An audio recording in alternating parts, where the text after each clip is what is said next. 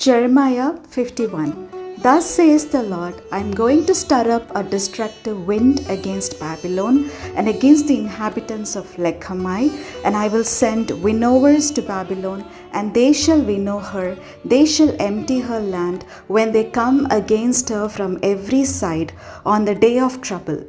Let not the archer bend his bow, and let him not array himself in his coat of mail.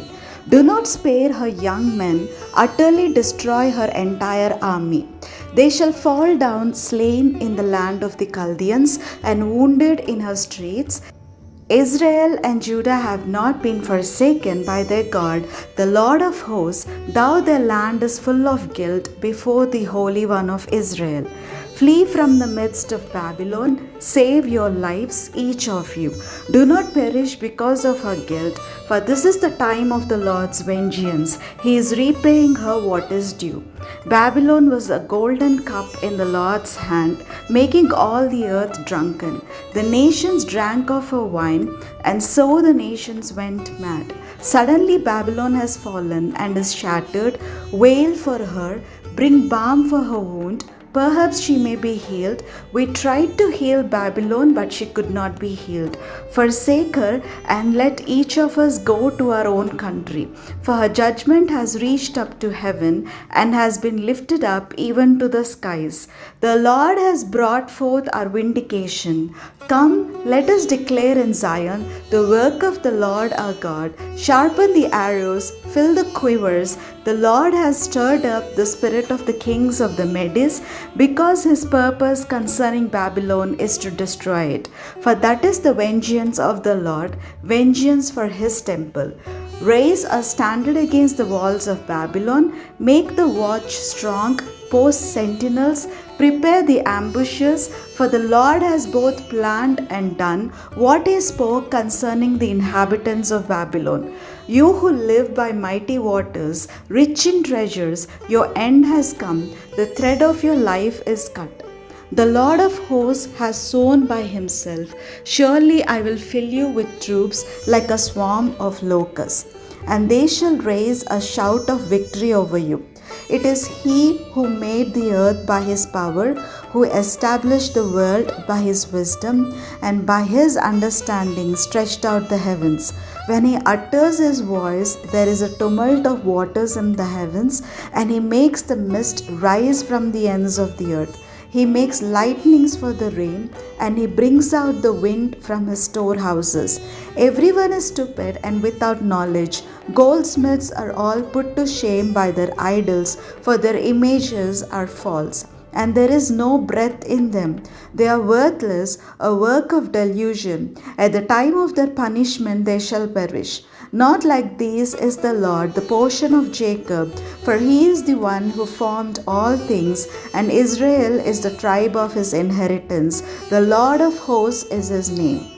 You are my war club, my weapon of battle. With you I smash nations, with you I destroy kingdoms, with you I smash the horse and its riders, with you I smash the chariot and the charioteer. With you I smash man and women. With you I smash the old man and the boy. With you I smash the young man and the girl. With you I smash shepherds and their flocks. With you I smash farmers and their teams. With you I smash governors and deputies. I will repay Babylon and all the inhabitants of Chaldea before your very eyes for all the wrong that they have done in Zion, says the Lord. I am against you, O destroying mountain, says the Lord, that destroys the whole earth. I will stretch out my hand against you, and roll you down from the crags, and make you a burned out mountain. No stone shall be taken from you for a corner, and no stone for a foundation, but you shall be a perpetual waste, says the Lord. Raise a standard in the land, blow the trumpet among the nations, prepare the nations for war against her, summon against her the kingdoms, Ararat, Minni, and Ashkenaz, appoint a marshal against her, bring up horses like bristling locusts, prepare the nations for war against her, the kings of the Medes with their governors and deputies, and every land under their dominion. The land trembles and writhes, for the Lord's purposes against Babylon stand, to make the land of Babylon a desolation without inhabitant. The warriors of Babylon have given up fighting. They remain in their strongholds. Their strength has failed. They have become women. Her buildings are set on fire. Her bars are broken. One runner runs to meet another, and one messenger to meet another, to tell the king of Babylon that his city is taken from end to end. The fords have been seized, the marshes have been burned with fire, and the soldiers are in panic. For thus says the Lord of hosts, the God of Israel, daughter Babylon is like a threshing floor at the time when it is trodden. Yet a little while, and the time of her harvest will come. King Nebuchadnezzar of Babylon has devoured me, he has crushed me, he has made me an empty vessel, he has swallowed me like a monster, he has filled his belly with my delicacies, he has spewed me out. May my torn flesh be avenged on Babylon, the inhabitants of Zion shall say. May my blood be avenged on the inhabitants of Chaldea, Jerusalem shall say. Therefore, thus says the Lord, I am going to defend your cause and take vengeance for you. I will dry up her sea and make her fountain dry, and Babylon shall become a heap of ruins, a den of jackals, an object of horror and of hissing without inhabitant. Like lions they shall roar together, they shall growl like lions as whelps. When they are inflamed, I will set out their drink and make them drunk until they become merry, and then sleep a perpetual sleep and never wake, says the Lord. I will bring them down like lambs to the slaughter, like rams and goats.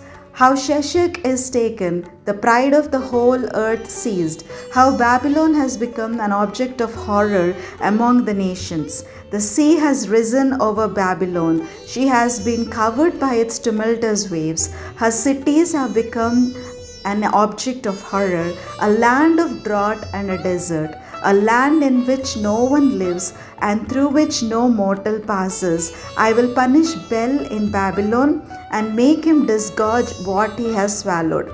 The nations shall no longer stream to him. The wall of Babylon has fallen. Come out of her, my people. Save your lives, each of you, from the fierce anger of the Lord. Do not be faint-hearted or fearful at the rumors heard in the land. 1 year one rumor comes, the next year another, rumors of violence in the land and of ruler against ruler. Assuredly the days are coming when I will punish the images of Babylon.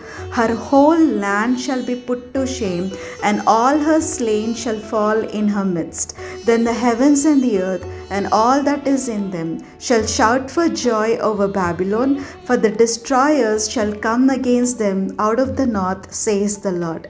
Babylon must fall for the slain of Israel, as the slain of all the earth have fallen because of Babylon. You survivors of the sword, go, do not linger. Remember the Lord in a distant land, and let Jerusalem come into your mind.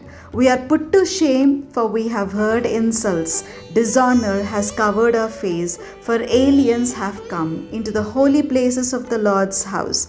Therefore the time is surely coming, says the Lord, when I will punish her idols, and through all her land the wounded shall groan.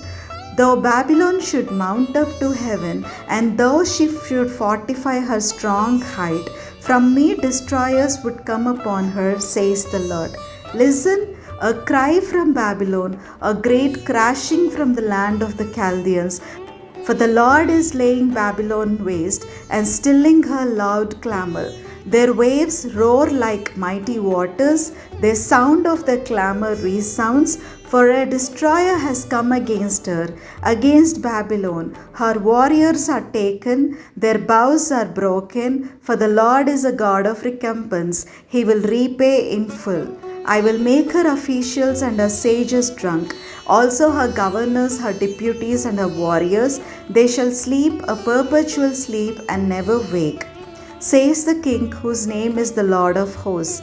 Thus says the Lord of hosts, the broad wall of Babylon shall be leveled to the ground, and her high gates shall be burned with fire. The peoples exhaust themselves for nothing, and the nations weary themselves only for fire. The word that the prophet Jeremiah commanded Seraiah, son of Neriah, son of Mahseiah, when he went with King Zedekiah of Judah to Babylon in the 4th year of his reign. Seraiah was the quartermaster. Jeremiah wrote in a scroll all the disasters that would come on Babylon, all these words that are written concerning Babylon.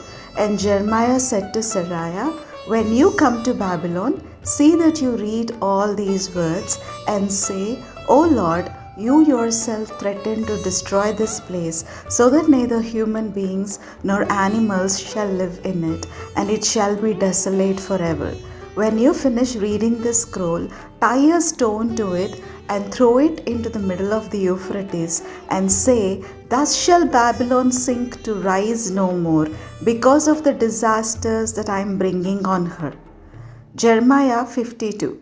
Zedekiah was 21 years old when he began to reign. He reigned 11 years in Jerusalem. His mother's name was Hamutal, daughter of Jeremiah of Libnah. He did what was evil in the sight of the Lord, just as Jehoiakim had done. Indeed, Jerusalem and Judah so angered the Lord that he expelled them from his presence.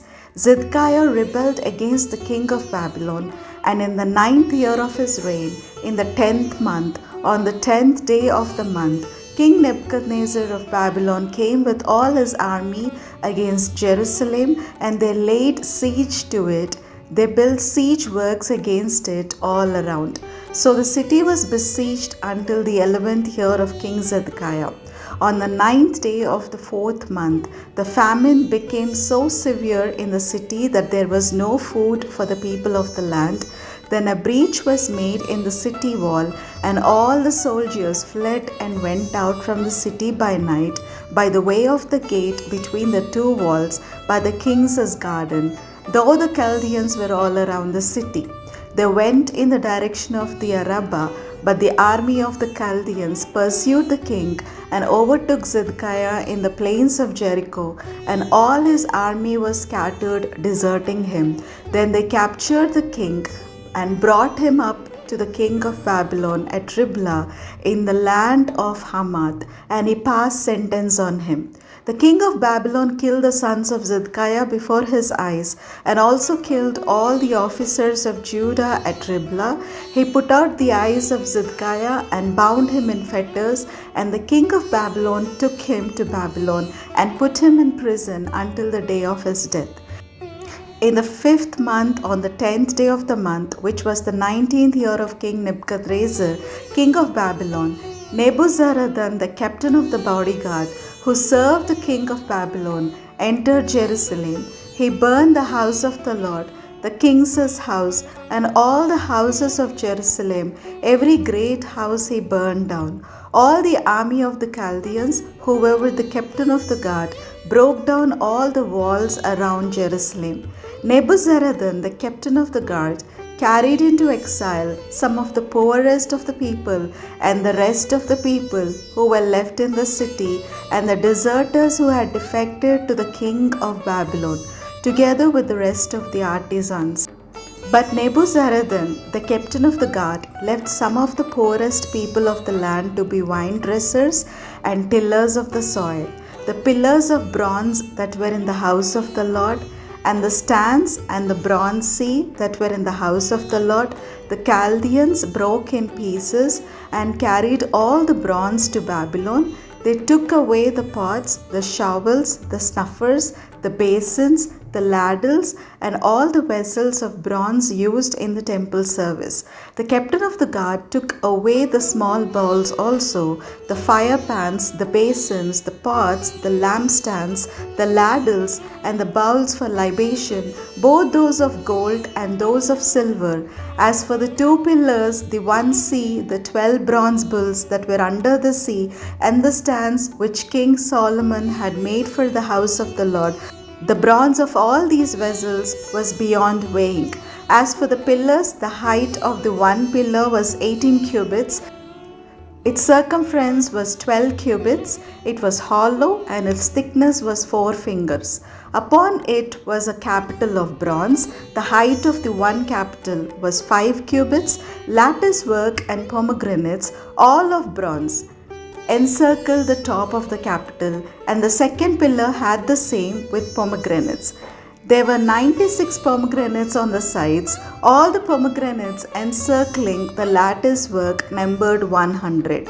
The captain of the guard took the chief priest Seraiah, the second priest Zephaniah, and the 3 guardians of the threshold. And from the city he took an officer who had been in command of the soldiers, and 7 men of the king's council who were found in the city, the secretary of the commander of the army who mustered the people of the land, and 60 men of the people of the land who were found inside the city. Then Nebuzaradan, the captain of the guard, took them and brought them to the king of Babylon at Riblah. And the king of Babylon struck them down and put them to death at Riblah in the land of Hamath. So Judah went into exile out of its land.